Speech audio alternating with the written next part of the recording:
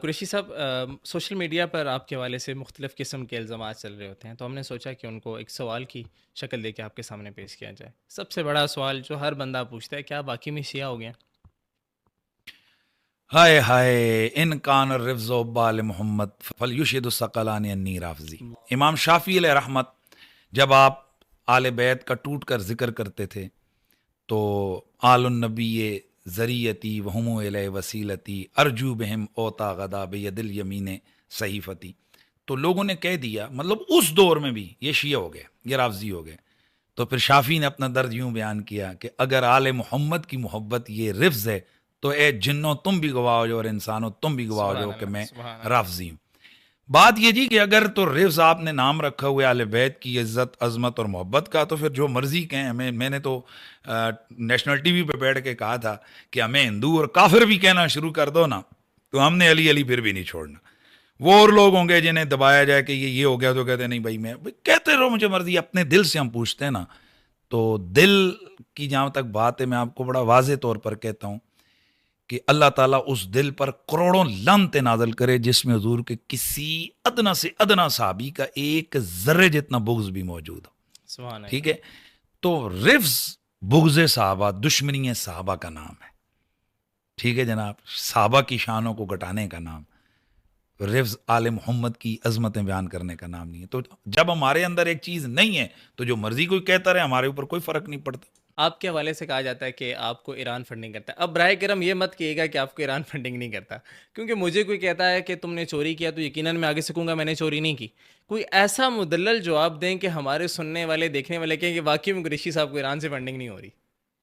دیکھیں، پہلی بات تو یہ کہ ایک جب آپ کے پاس کوئی ثبوت نہیں ہے، بغیر ثبوت کے آپ کسی کے خلاف بات کرتے ہیں اور اگلا صرف اتنا کہہ دیتا ہے کہ میرے نہیں، تو اگر شریعت تو یہ کہتی ہے کہ بھائی آپ ثبوت لائیں، اور اگر مدعی کے پاس البینۃ علی المدعی والیمین علی من انکر، تو مدعی کے پاس گواہ نہیں ہے تو پھر قسم اٹھائے جو انکار کرنے والا ہے، یعنی جو جس پر الزام لگایا جا رہا ہے وہ قسم کھائے، تو شریعت کہتی ہے معاملہ حل ہو گیا۔ لیکن ہمارے ہاں ہوتا ہی ہے کہ یہاں تو بڑے بڑے چور بھی قسمیں کھاتے ہیں، بلکہ عدالت کے پوز اندر حلف دے رہے ہوتے ہیں اور جھوٹا حلف دے رہے ہوتے ہیں۔ تو ویسے میں آج ایک راستہ کھولتا ہوں اور امید ہے کہ آپ اسی چیز کو معیار بنا کر آپ ان ہمارے مخالفین سے بھی کبھی یہ سوال کریں گے، یا ہماری قوم ان سے بھی کہے گی کہ جن کے حوالے سے ہم نے کچھ چیزیں انکشافات کی ہیں کہ وہ ایسا نہیں کرتے ہیں، اور وہ میرے والا طریقہ اختیار کریں گے۔ میں اس سے بڑی اور کوئی بات نہیں کر سکتا کہ میں نہ کبھی ایران گیا، نہ کبھی کسی ایران کے آفیشل سے کبھی بھی پوری زندگی اس حوالے سے میری کوئی ملاقات ہوئی۔ اگر میں نے کبھی ایران یا کسی بھی بد مذہب سے اپنے مسلک کے اگینسٹ 1 روپیہ بھی لیا ہو نا، تو میری بیوی کو 3 طلاقیں۔ اب آئے ان مولویوں کو کہیں آ جاؤ میدان میں، بیٹا لینڈ بناؤ، اگے آؤ، اور آ کر تم بھی اٹھاؤ کہ تم نے جناب کرپشن نہیں کی، تم نے منی لانڈرنگ نہیں کی، تم نے جو چیزیں، بہرحال وہ پھر آپ لے آئیں ساروں کو۔ ٹھیک ہے، میں یہ کہتا ہوں یار خدا کی قسم، اگر نہ مجھے کبھی اس حوالے سے کسی نے ٹچ تک، جسے کہتے ہیں نا کہ یار آؤ ہم آپ کو اتنا دیتے ہیں، یہ کرتے ہیں، حضرت ہمیں تو یہاں تک کہا گیا، مطلب ایک دفعہ مجھے یاد پڑ رہا ہے کہ ایک شیعہ اسکالر تھے، تو ان کی طرف سے آیا جی کہ آپ اگر زیارتوں پہ تشریف لے جائیں تو آپ اپنا پاسپورٹ بھیج دیں۔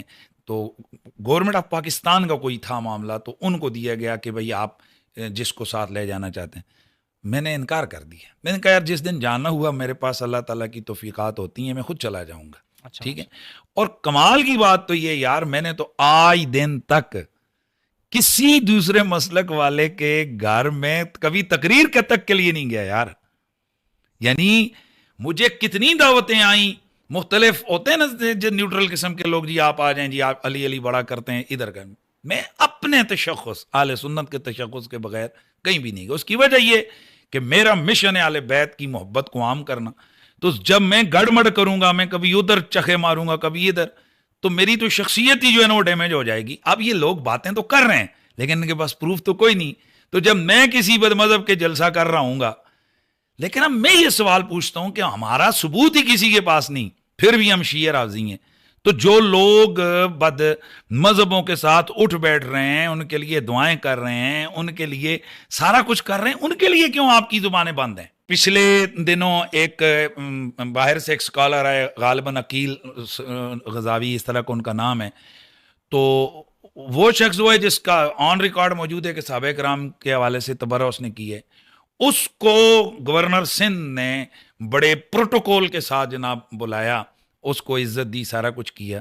تو اب آپ ان لوگوں سے پوچھیں پھر اس گورنر سندھ صاحب کو آپ ایکسٹرا قسم کا پروٹوکول دے کر کبھی ان کے ہاتھ چوم رہے ہیں، کبھی ان سے ہاتھ چوموا رہے ہیں، تو یہ عقیدہ ہے یا مسلک رضا پر کوئی فرق نہیں پڑا؟